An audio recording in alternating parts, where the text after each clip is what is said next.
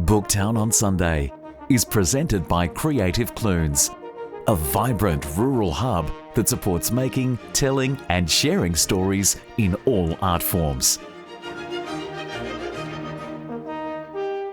Before we begin our program today, I wish to acknowledge that Creative Clunes is on the traditional lands of the Dja Dja Wurrun. We offer our respect to the elders of these traditional lands and through them to all Aboriginal and Torres Strait Islander peoples, past, present and emerging. I'll pass you over now to our chair, Leslie Falkiner-Rose, who will introduce our three orders for you to enjoy for our first Booktown on Sunday of 2021. And good evening, or good afternoon, I guess we still are, right in the middle. Hi, I'm Leslie Falkiner-Rose. I'm on the board of Creative Clunes. That was Sharon, who keeps Creative Clunes glued together, just there a moment ago. Today, as you know, we have Natalie Conyer, Richard Freadman and Jen Hutchison with us, and we thought we'd just start very briefly with this quick poll. Yes, that's working. I'm getting lots of responses in. Thank you, everybody. I'll just give it a few more seconds and we will close that off. So while we're looking to see, I mean, obviously we're interested in doing this. I mean, this is very much what I always think Jane Fonda describes as the third act of our lives, you know, the first being up to 30, the second obviously 30 to 60 and then 60 plus. I like to think it's just starting middle age, but there we go. So today we have three people who've all written that during their lives, but have actually still writing now or doing it in different ways. We know Natalie, who, for instance, had her debut novel, which was award-winning, come out last year. And can I tell them about Natalie that you're 71, am I right? Absolutely. Which I might add, her publisher, Lindy Cameron at Cladiston Books, nearly fell off the chair, she told me, when Natalie told her, and I think you'd all agree she doesn't look that age. So first of all, who's here? Sharon, how old are we in the audience today? She's busy. She must be counting. Anyway, we thought what we'd do is start with just each of the individual authors, and I'll introduce them separately, reading just a very small excerpt of their work so you get a feel for their writing before we go into why they initially wrote what they've written and the wider issues around whether, in fact, you know, publishers do favour younger writers, whether we don't have enough mature writers who are writing for people who look like themselves. Yeah. So there's quite a wide discussion to go there. So I'm going to start with Natalie, who was born and grew up in Cape Town, but now lives in Sydney with, her bio says, the world's most affable cat. I'd like to know what determines an affable cat. Anyway, she's written out her book, which is present tense, is a hard-boiled police procedural set in South Africa. And it won the debut crime fiction award last year with the Ned Kelly Awards, which is, if anyone's a crime reader would know, are probably our most prestigious awards, although Sisters in Crime would certainly argue that when it comes to women, the David Awards are equally as prestigious, but it's everybody with the Ned Kellys. So that was terrific. She's also had some wins with her short story awards in Scarlet Stiletto competitions run by Sisters in Crime. So I'll just throw to Natalie first off to just read us a little bit of what you've written. Sure.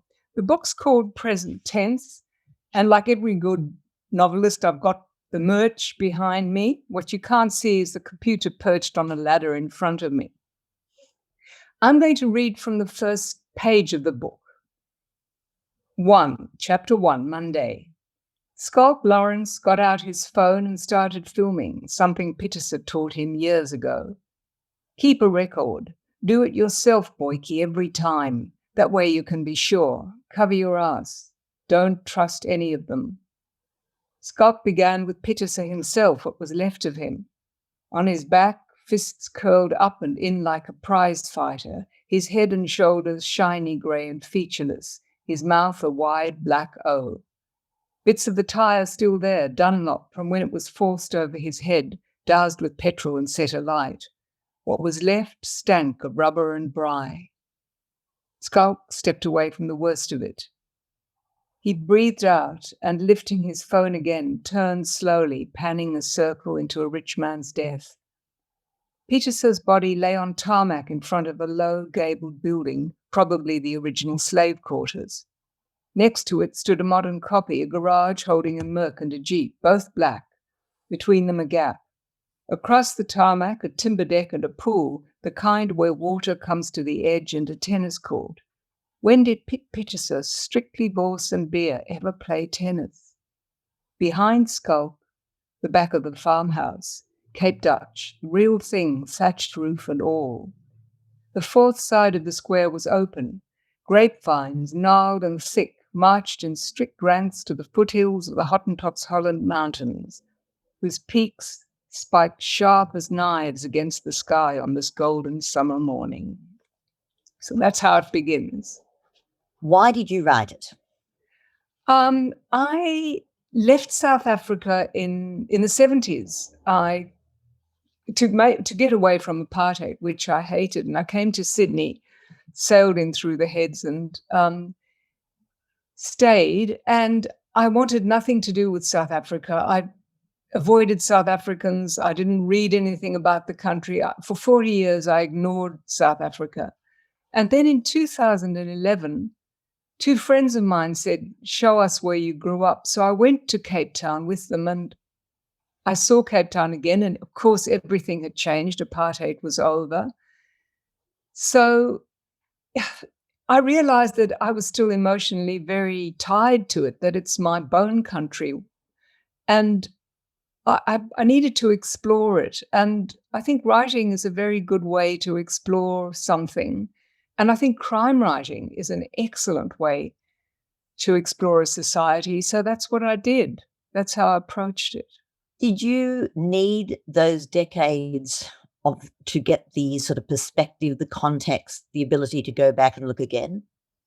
Oh, I don't know. Yes, probably. Yes, because I saw it not just from an outsider's point of view, but from a generational point of view.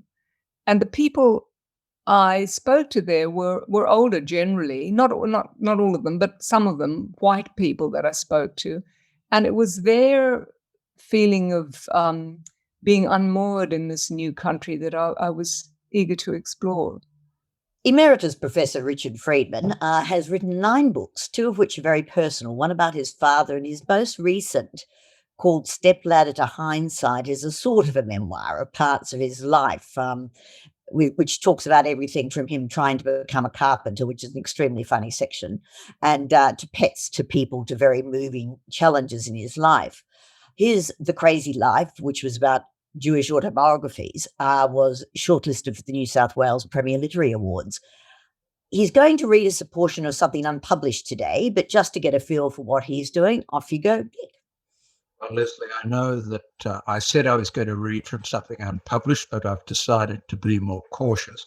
So I'm going to read from the memoir about my father, which was called Shadow of Doubt, My Father and Myself.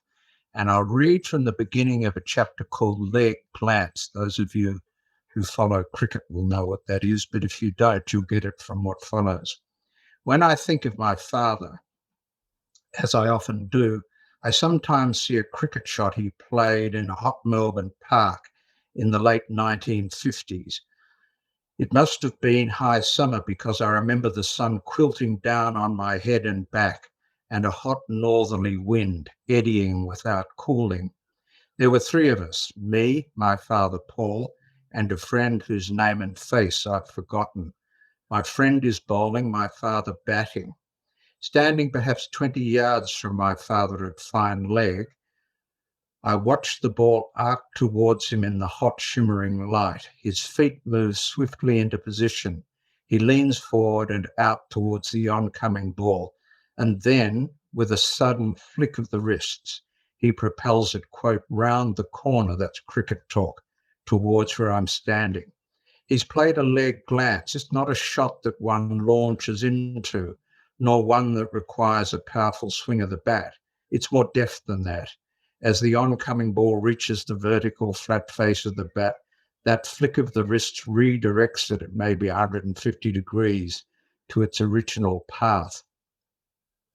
Average players tickle the ball, more cricket talk, around the corner at moderate speed. Good players like my father can impart surprising power through a combination of precision timing and steely wrists. I remember being astonished at how quickly the ball had flown from his bat. I didn't like didn't trust my reflexes to move me unthinkingly towards the ball. This time, as usual, I felt leaden-footed, bolted to the spot. The next sensation was fear. The thing was coming so fast that, never mind fielding it cleanly, I felt my reflexes might not even suffice for self-protection. By the time I thrust out a tentative left hand in the direction of the ball, it was past me, bobbing rapidly along the clumpy grass towards the boundary. What did I feel then? I guess I can't entirely know, 40 years on. And yet the emotional traces of that moment seem clearer to me now than does the visual residue of the scene, shrouded as it is in heat haze and the vagueness of vanished detail.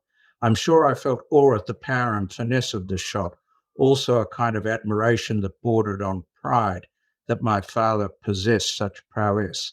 There was the fear of being hit, but also a deeper, more pervasive fear. I'd come face to face with his manly power, the steely strength of those wrists.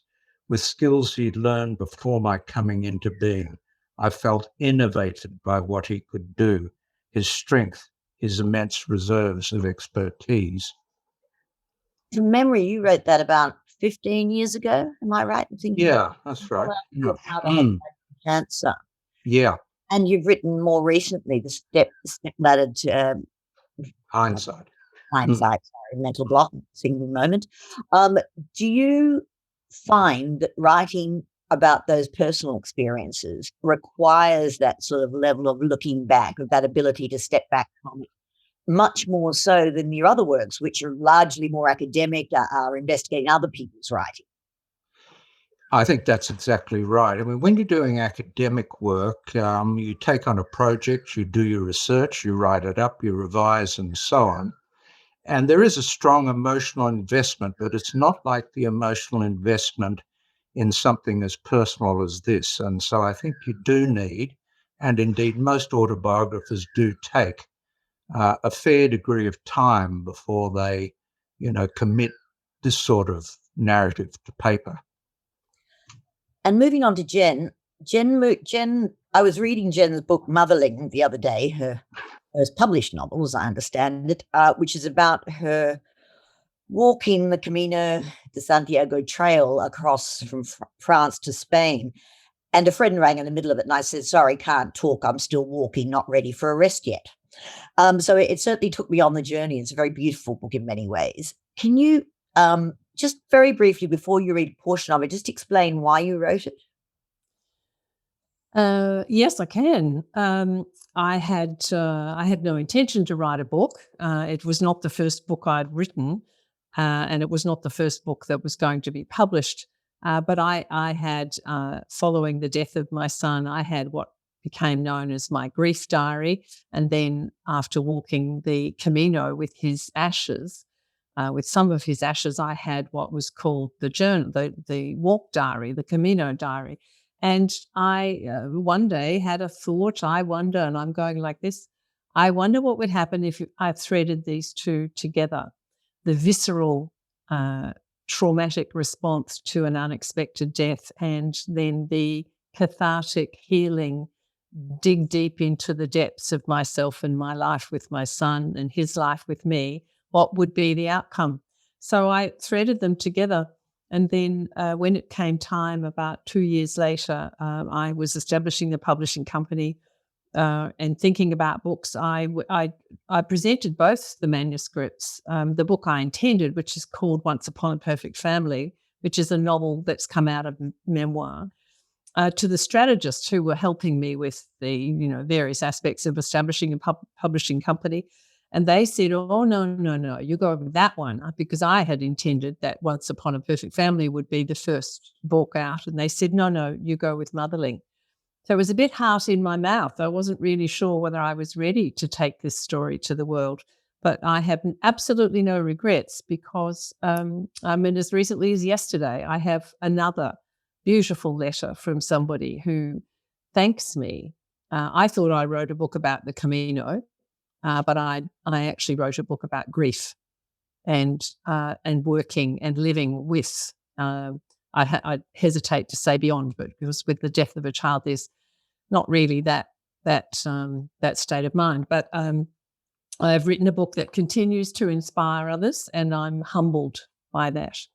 And it's not a sort of dark black book. It's quite an empowering, and I wouldn't say lighthearted, but it's an empowering and refreshing book in the eyes of people who have read it. Let's give them a taste of it. Okay, this chapter is on day 2 of my Camino. It's called The Bridge. I'm walking Puente la Reina to Estella, 22 kilometres. When I stirred at 7 after my first day of walking yesterday, after 9 hours of dreamless unconsciousness, the feather-like quilt covering me was unwrinkled. I stretched and listened to my joints. Everything felt present and willing to be accounted for. No particular pain, merely the creaking of age. My big toes felt used, but functional. I had no blisters, but each big toenail had a red splodge underneath it from yesterday. I was ready to begin day 2's Camino at 7:45. I left the key at the dark and silent reception cubby and let myself out by sliding an ancient cast iron bolt to unlatch the front door. The screech of the metal and the swishing of my rain jacket and plastic overpants echoed up the stairs. Outside, there were no lights in any windows, and although it wasn't pitch dark, it wasn't yet daylight. It was foggy too and cold. A fine misty rain floated down and the teasing sort that wets you throughout. I'd been warned about its imminence at dinner. If it got too penetrating, I intended to throw my plastic poncho over the top of my pack and me.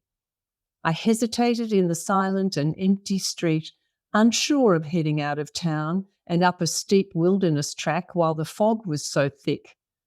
I was locked out of the hotel and couldn't see any cafes, so the choice was to wait or walk on. And walk on you did. I did. And made it. Your publishing company is actually targets older writers. Yes.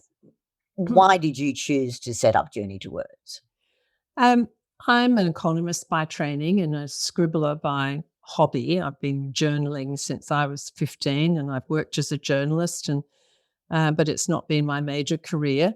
But I have long been interested, probably about the last 10 or 12 years, I've sort of made a personal commitment to my writing and the craft of writing and focused on it. And I came to realise that there are very few places for mature age writers in mainstream publishing. And being the analyser that I am, I uncovered that that's not intentional. That's more a reflection of the business model that mainstream publishing uses, which is committed to what's known economically as the long game, where writers, the most fertile resource for mainstream publishing companies are university campuses, and youngsters are taken on often when they're undergrads in the creative stream and nurtured and mentored. The economic reality of book publishing is that 7 out of 10 books either flatline financially or fail. And the other 3 will bring home the bacon. So if you've nurtured a young writer through their first, perhaps, lots of excitement, and then their second flat, third flat, and onwards book until you get a Miles Franklin winner or a shortlisted for something, the long game is the one that the infrastructure in publishing houses has been built on. And of course, what goes with that is the youth of the writer. So other people, myself included, who have decades and decades long careers elsewhere, but the hobby of writing, often by the time they have time to commit the time and focus, there is no, it's very difficult. It's not impossible, but it's not the common pathway to find a way into mainstream publishing. And being sort of serendipitous as I am, I thought, well, that's not a challenge, that's an opportunity. And Journeys Towards Publishing is the outcome of deciding to establish a publishing company. I did a master's at RMIT in publishing and writing so that I could learn to make books, because making books, we all walk into bookstores and take books for granted, but they're very complex little beasties, and they take a lot of concurrent and quite technical processes to bring a book to market and bring it to fruition. So I needed to learn the mechanical steps. We are the journeyman of the industry, publishers. We bring the life of the work of the writer into a product and deliver it to the market. So that's why it became obvious. I think the other, the other statistical aspect of it is that we are a very large demographic in Australia, and we are our own readership. A lot of us, baby boomers are readers and often writers, and we are our own audience, and so therefore a fertile ground for fresh talent coming through with finished manuscripts ready for assessment. I guess, it's one thing to have people standing up talking to an audience and looking like the audience they're talking to. Of course, with a book, it's the great buffer between, or the great bridge between the reader and the writer. So they're not actually looking at you. But I'm sort of interested, Natalie, if you think that Jen's right, that there tends to be a favouring of younger authors, and does it actually make any difference? Oh, yes, I think she is. And we had a little get-together before this session, and I hadn't really thought of it quite as rigorously as that before. I went into writing at a very late age. I hadn't written any fiction before 2014. And I did it as you do when you don't know where you're going. You just do something and, it works or it doesn't. But since we talked about it earlier in the week, I've had a look at some of the awards offered in Australia for authors, and they're for emerging authors, and for emerging read young, or they're for specifically young authors.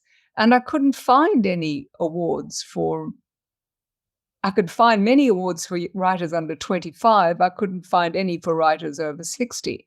And Jennifer's right. We're not only writing, we are the readers. So I'm not sure if that answered your question, but yes, I do agree.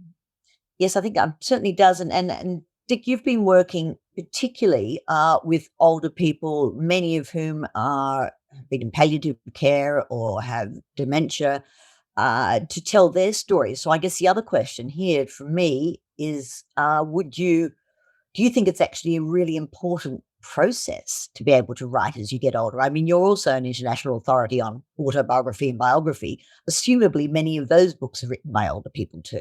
But yes, I mean, I think later in life, particularly if someone is ill, or if they're conscious that their memory is failing, or if they're feeling that the transition, say, to retirement or later life in general is difficult, the narrative is a marvellous way, firstly, of putting that person back in a position of executive authority in their own narrative, and secondly, of giving them an opportunity to weave various aspects of their experience together, and also to go through the all-important process of being a bit selective about what has really mattered and what hasn't mattered so much, and letting that help to govern the shape of the narrative. In a palliative narrative, the person who's losing strength and is feeling pretty depleted may write something quite brief or something pretty straightforward. Someone who has a degree of dementia but has not yet lost the degree of self-awareness necessary to shape narrative might even write about the sense of losing their cognitive capacities. And someone moving into retirement might find it very useful to look at their life in terms of phases, and even to integrate in unexpected ways the ordering of those phases, so that they can derive from it a sense of core self or core meaning, and of changing self and changing meaning. I'm going to ask all three of you the same question, so if you could all jump off mute, that would be really good. But starting with Jen, do you feel that you're just at the start of your writing journey? Me? Yep. Every single day. every single day I'm at the beginning of my writing journey. I think it's just there was no business plan for this when I was 50. And the thought was really only rising as I turned 60. And here I am about to turn 69, and I'm having more fun and more involved with connecting. That the amazing thing in this industry is to be able to connect good writing with avid readers and to help writers. Going through the master's process turned me from being good at grammar and liking editing to actually understanding the science and craft of editing, and to help writers make their writing live and bring it to the best it can be as one of those units towards publishing is an enormously satisfying process. Nothing to do with my writing, but comes from the same well of that creative spirit. So I'm humbled by the opportunity. Mothering has been amazing as a stepping stone. It's more than I ever imagined. And I still, we've still got the other book, which I thought was going to be a bigger thing to go at some point, but there are too many other writers in the queue at the moment. So yeah, this is a terrific place to be. And Natalie, what do you feel like you're just at the start? I mean, Absolutely. I feel like I don't regret not having started earlier in a way. I suppose I started when I was ready to start, but I do feel like I have to make up for lost time, and I don't want to push out, an annual crappy book. But I do want to write, and I am writing, and I, write and throw things away. And as Jennifer said, every day is a new start. But yes, I have a new career in my third act, and I'm working at it very hard, and it's fantastic. And you've, written and talked about writing, taught writing, and analysed writing all of your professional career. What's been the shift for you since you've retired? Well, I've taken to writing short fiction, or I should say learning to write it. I think I've still got my trainer wheels on in some respects. But for me, it's been a bit like acquiring a language. If you're teaching, say, short fiction, there are certain fairly abstract things that you know about it and certain things that you respond to in a short story. But writing it is a matter of bringing your own voice to it, bringing your own emphases, learning to take, I think, multiple perspectives on things, because as an academic, you're generally editorializing. As a short story writer, I think you've got an opportunity to leave things a bit more open and exploratory. And part of learning the craft, I think, is learning to do that and not editorializing. So I'm loving it too. And I'm writing most days, and trying to write various sorts of stories so that I've got a bit of versatility, and so that I can learn to think about how one narrative might be done differently if its first version isn't working well enough. Does those decades of analysing other people's stuff actually make it harder when you're trying to write something like fiction? Are you analysing yourself too much? I think that's more a temperamental matter. I mean, I think I am very prone to self-analysis, but not necessarily because I taught. I mean, there are very fine writers who are also teachers, and they don't seem to be troubled by that. I think the main transition I had to make was from editorializing to letting things speak for themselves, or as we sometimes put it, from telling to showing, and having trust in your ability to let the shown material speak for itself.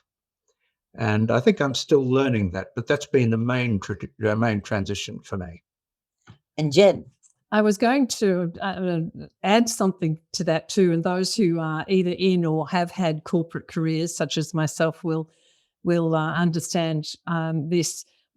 When, like for decades and decades in a corporate career, I think my creative well was had a lid on it necessarily. There was no time, and writing was a functional process that had a specific outcome, and it was not an exploratory process. It was one that was finite, it was report-driven, it was updating and so on. It was pure communication. And there's something that happens. Elizabeth Gilbert's had quite a lot to say about this, that there is a creative enzyme in your mind, if you like. There's something, and there's creativity in the ether, and there is a spark within the individual. And if closed down, it can remain dormant for decades and decades. But once given oxygen and once brought to life, it is impossible to turn it off. So I think one of the wonderful things about thinking as a creative with other creatives, even though I am now applying some quite tough market-driven tools to the written word, that creative space is the personality which drives the process. And my experience of people in publishing is that where that spirit is still alive in them, they're better for it, even though they are living a corporate life. That the creative well is incredibly powerful and it's where practicality and spirituality meets, and to the detriment of neither. And the outcome, it has a bigger outcome for the individual.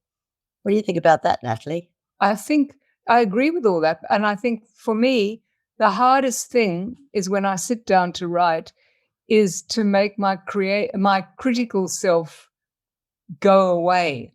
Yeah, bugger and off. Sit on my shoulder going, meow, terrible. No, oh God, because like Jennifer, and I guess a bit like Richard, I had a corporate life and I did a lot of functional writing.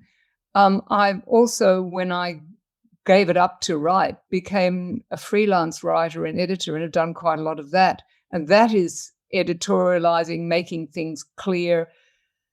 And in writing, it's very hard to put that away and trust your creative soul to just get it out there. There's a very good book, the only self-help book I would really, one of the only ones that really helped me. It's by a woman called Dorothea Brande, Brande, and it's called Becoming a Writer. And she wrote in the 30s, I think, very quaint style, but it's not about technique. It's about those two forces within you and how to use them. So you actually did a PhD with your novel. So you sort of really did do the high wire act. I mean, it's hard enough to write a novel, let alone Jesus with it. Now, why did you do that? Very good question. Getting a really good hat you get to wear at graduation. Very good question. When I gave up work and started to write, I realized very quickly that I am the empress of procrastination. I will do anything not to sit down and write. And I thought, well, what you need is structure. I'd done an honours degree in Anglo-Saxon, but I hadn't done a master's. So I did a master's in cultural and creative practice. And I enjoyed it so much that I went on to do a PhD on South African post-apartheid crime fiction. And it was a Doctor of Creative Arts. So the book was the creative part of the degree, and there was an academic component, which was very difficult. But I was awarded my PhD at age 70, so no barrier to age, and I don't feel the university treated me any differently because of my age. So yes, I did it. I still don't quite know why, but I did. Gave me structure and taught me the value of applying my bottom to a chair for several hours a day. Not the perverse that we writers spend half our time making ourselves sit down to write when that's the thing we're dying to do. I do find that a bit contradictory. Nick, you've taught in universities throughout your career, but you're now working very much with people who may never have written a word in their lives. I mean, how important do you think things like, I guess at one end of the scale, the local creative writing class, right through to the PhD or the whatever. I mean, how important is that learning together process, learning the craft, as opposed to just thinking I can start writing and I'll turn this out? techniques like, let's say, palliative writing, or dementia care writing, or even in writing retirement experience. It's not so much that people need to acquire craft, because the principal consideration there is that they can write in a way that's beneficial to them. And often it depends on what sort of educational background people have. But often the more important thing is to remind them that they do already have narrative skills, and that any time they've written a letter or had a chat with someone over a coffee, or explained how they're feeling to a doctor, it goes on and on and on, they've actually employed narrative and they do have narrative skills. And so you need to bolster their confidence often. But beyond that, people who are wanting to write with a degree of craft and sophistication, then I think there's a certain amount you can teach, in writing workshops and some of the other venues you suggested. But what you can't teach someone, what they have to find for themselves, is their own voice and their own bearing towards, or disposition towards, the experience they've had. So there's a bit of a limit on what can be taught, but I don't agree with those who say that nothing can be taught in a creative writing workshop. Natalie and Jen, Natalie first perhaps, did you have one of those aha moments, I found my voice? No, first of all, I agree very much with Richard. I also think that for writers who aren't in the critical position maybe that Richard's writers are, if you don't read, I don't think you can write. I think reading is essential, because it's like listening. You hear, you feel in your pores the rhythm and what's right or wrong. Sorry, I've forgotten the question, Senior Mum. No, keep going. I think that's really interesting about learning about pacing and rhythm, and that's a feel, isn't it? Oh, yes, an aha moment. No, I didn't have an aha moment, but as I wrote the book, I became more comfortable with it. And with the second book, I was very interested. Somebody said, you have, Jennifer, I think, said you have the first exciting book and then flat book, flat book, flat book. The second book is much more difficult. And part of it is hearing the authentic voice. I wrote 40,000 words last year and chucked them because I could hear when I read it aloud that it wasn't authentic. I can't explain it more than that. You just know it when you hear it, that it's wrong. And the reader will pick up on that very quickly, won't they? I don't know, but I did, and I just wasn't happy with it. I just want to tell you a little anecdote. Sorry, I just reached across. We published this book, Nikolai the Perfect, in September 2020. Never let lockdown stop you doing something that you're passionate about. And this book was this manuscript was the runner-up for an unpublished manuscript in 2015. And being the year Jane Harper won the award for The Dry. And as Jim McIntyre, the writer, has spent about, I think in total about on and off, about 28 years writing this book, and it's magnificent. And of course, after the award, a lot of mainstream publishing fell on this book and all had a look at it. And it was very exciting for Jim. And then they all faded away. Nobody told him anything. Roll on a couple of years, a friend in common who is a professional editor asked me if I would have a look at it. And it is an amazing and magnificently written story set in Moscow and Melbourne.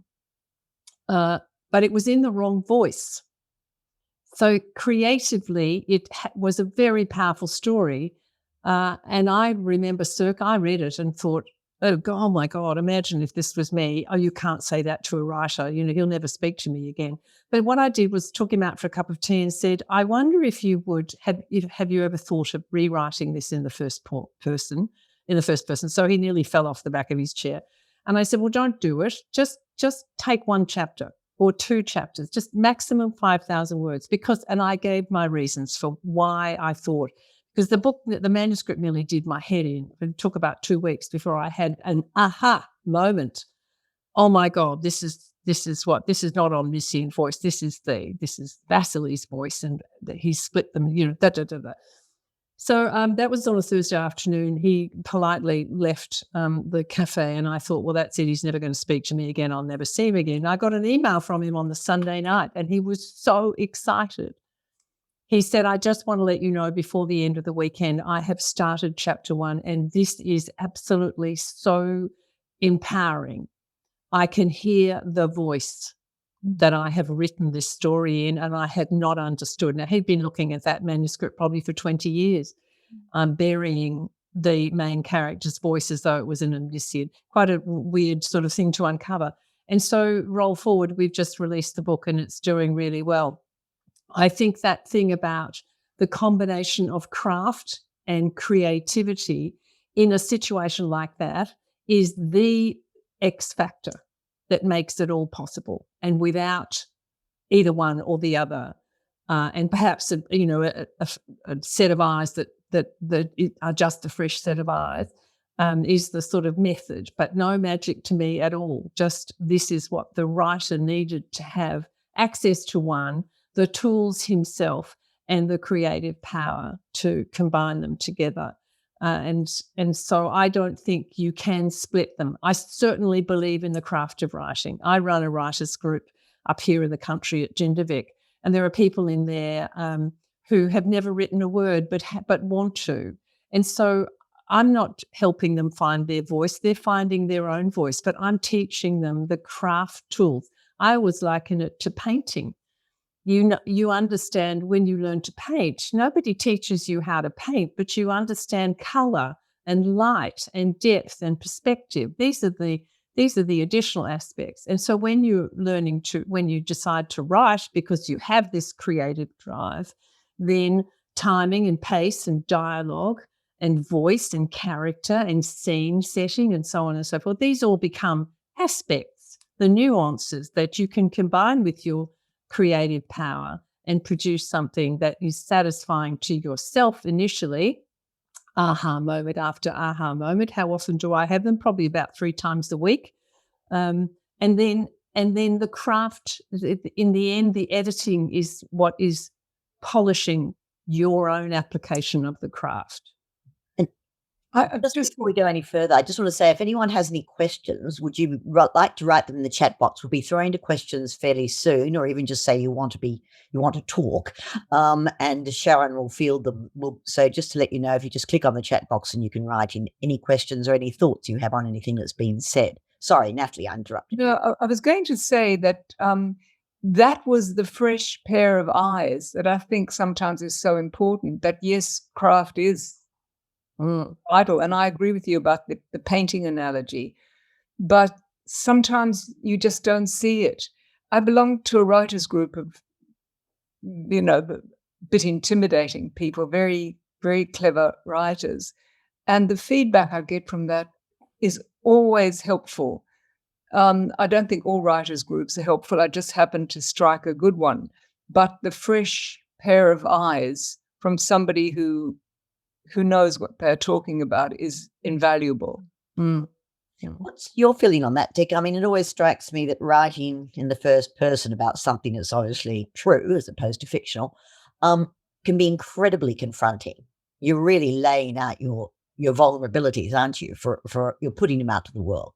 Now, it can be quite confronting. On the other hand, and this goes to what Natalie and Jennifer have been saying, it's curious that if you're writing, say, memoir, you can be writing something that's pretty emotionally testing, and yet you can enjoy the craft of trying to shape it up. And I think this is one of the reasons that narrative can be therapeutic, is that you get a different kind of perspective on whatever it is you're writing about, what you write, and the thing becomes an artifact that you can work on. And so it gives you a chance to adopt a rather different distance from the raw experience that may indeed have been very difficult or even traumatic.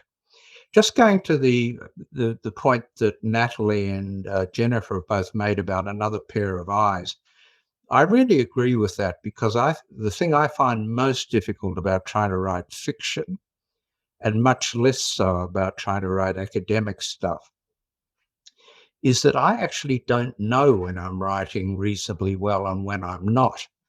I can feel that I've written well, put it aside for, let's say, a week, come back to it and think I might line the kitty litter tray with it, because it's just, I think it makes you normal, Richard. Yeah.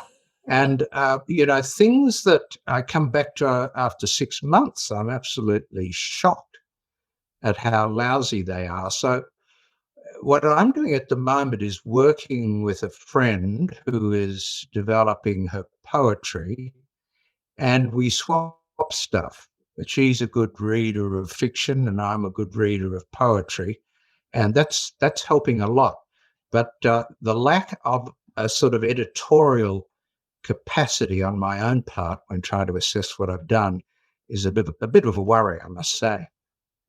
I think that's normal, though. I'm sorry, Natalie. No, just going to say, I think Elizabeth Gilbert. Oh no, it was Anne Lamott said she writes a draft and hopes she doesn't die during the night so that somebody else sees or she can work. Yeah, she does. Oh, that's a good one. I like that. Yes.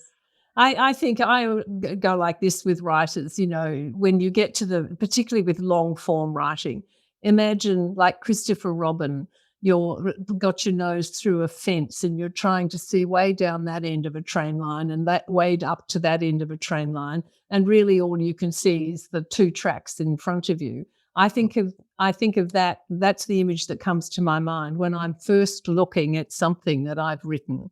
It's incredibly hard to see the whole when you've been buried in its million parts. And looking at the same, we all know there are grammatical and syntax errors in there that you just don't see until another set of eyes says, oh, by the way, that's not the article for that verb. And you think, well, I know that, but you've been looking at it for 6 months. All of these things, I think, are part of the reason why it takes a team of people to create a book. The writer doesn't write it. The publisher can't work with the raw material until the editorial, and then there's structural and there's copy editing and there's rewriting and so on. If it takes a village to create to raise a child. It takes a team, a publishing team, to create a book from the raw form that an author. And I know I've worked with writers who are embarrassed in the beginning by that. They think it ought to be better and they apologise for that. And I say, please don't. We don't expect you to be able to see what fresh eyes can see. And we don't expect you to have access to every crafting tool for every sentence and every line. That's what copy editing is for. And we don't expect you to... We do expect you to be open-minded about what the opportunity might be if a sentence looked slightly different, or if the timing was slightly different, or if one part of the story was moved to another part, and what that would do to the narrative arc and so on. These are all things. This is the application of other people's, some of whom have never written a book, but are very good at those craft skills. I don't think it matters. I don't have an attitude about any part. Yeah, when I started life as a wee journalist on The Age, one of the very first things we were taught was, those days we literally typing onto triplicate paper with a paragraph on each page, and you would hand this stack of paragraphs to the journalist next to you to read. It was just what you did as part of the process. And it's always struck me that one of the most telling differences between a real amateur with writing and someone who's becoming more professional is the ability to separate themselves personally from the writing and look at that piece of writing as a piece of writing. Yes, of course, your heart's involved if it's stuff that's meaningful to you, but it's not a personal affront if something needs changing. And I'm interested in your views on that. We'll start with Natalie. Oh, I agree. I was thinking while we were all talking that if you write crime fiction, the received wisdom is that you should have a plot in your head, and I can't write like that. I'm what's called a pantser. I start and hope to God it goes somewhere. And it means that you don't see very far into your process. Somebody described it as a set of headlights in the dark. You only see so far. And so for me, I get to the end of it and then I go back and make it all work. But I do need, I was very lucky with this book that I worked on it so long and so hard that I kind of got it right, and it didn't need structural editing. But I don't think that'll happen again. And I totally agree. Somebody else, I'm repeating what people have said. You can't do it by yourself. There is then it's okay. Blindness to my own work. Yeah, and it's perfectly okay that you can't do it. I think a lot of beginning writers think because they haven't had experience of the pre-publication process, they think that a writer's work is at the finished stage before it goes to the publisher, which is completely not true. How long do you think it takes to get a book out generally? From the time the author thinks they've finished it, it's the first of the last drafts, I guess, in the sense of when it goes to publisher. But, from my understanding, it takes an average of about a year. Oh, and it's a bit like how long's a piece of string, because it really depends on the, there are manuscripts where there's a fabulous story in there, but it's almost obfuscated by some aspects of the writing. And it can take, I'm working with a couple of authors and we're well into the second year and still haven't scheduled them for publication, but they're fantastic and they will happen in their own time. So I don't think it's less than 12 months.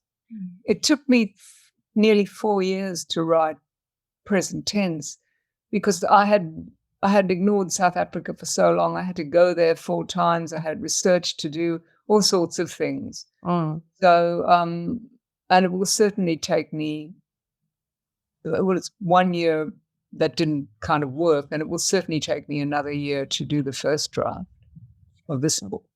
What's your experience being with publishers, Dick, in that respect? Well, it's been fairly varied. I think actually academic publishing is becoming more difficult in the sense that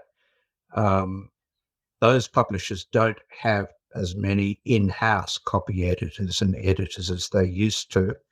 And the bottom line is pressing very hard in say, a university press. So it's been mixed. I think that ebooks and so on are going to change the speed at which things can be done, but I'm by no means expert on that. One thing, Leslie, that I think we haven't mentioned that might be worth mentioning to people who are thinking of taking up writing now is the notion of a writing zone. And the sense in which writing tends to flow from a certain inner state, which maybe just to a limited degree, but to some degree you can learn to cultivate. I mean, where do you like to write? What time of day do you like to write? What kind of stimuli or, friendships get you feeling creative? And I think that if you have a way of finding your way into the creative zone, then a lot will follow. And it tends to help you avoid this feeling that you're sitting down and you're, with great deliberation, crunching out a few pages. It's that moment, and it's a bit like what Kathy Freeman said about running, that she was at her fastest when she wasn't trying so hard to run fast. And I think that tells you, in the writing sense, that you've got a good sort of subconscious flow into what you're doing. And to some extent, you can orchestrate that, I reckon. And that's almost a perfect segue into one of the questions I can see here. So, Sharon, if you're there, do you want to take over for the moment with questions? Thank you. So one of our questions came in on emotional health. So this is for any of our authors, all of our authors. Do authors in general need to practice self-care in order to get into the right frame of mind, headspace to write? Let's start with Natalie. I think so, but I would agree very much with Richard. In the morning, I get up and I do some exercise, either swimming or yoga. And so it's a physical self-care as well as a mental self-care. And then I sit down and, sometimes I burn essential oils, but I have a space, and I edit what I've done the day before, and that gets me into that zone. So, and I do try to eat properly and be healthy, because if you're healthy or unhealthy or stressed, it does affect your writing. People have been total alcoholic ruins and written the best novels or poetry ever, but I can't do it. I suspect there's a lot more alcoholics that didn't write anything. Yeah, I think so. I've always been a bit suspicious of that, that allegory. I would just say any human being. It's not just any creative. Any human being needs to have an emotional health regime that applies to them, regardless of whether they're painting or writing or just trying to get through the day. I don't think it's any different for writers. I think the benefit can be better for writers. So can I just add something? That said, the days when something is going on or I don't feel particularly like it or I don't feel particularly good, my writing is not negotiable, and I don't make it very much. I say, at a minimum, do 500 words, and whatever else you happen to do is a bonus. And that's doable, and it's never just 500 words. So no, you're never going to have the perfect conditions to write. So you've just got to do it. Any thoughts on that, Dick? Well, I think that you can come at this from either direction. There's a sense in which self-care and being in good shape will assist you in writing, as it will assist you in many other things.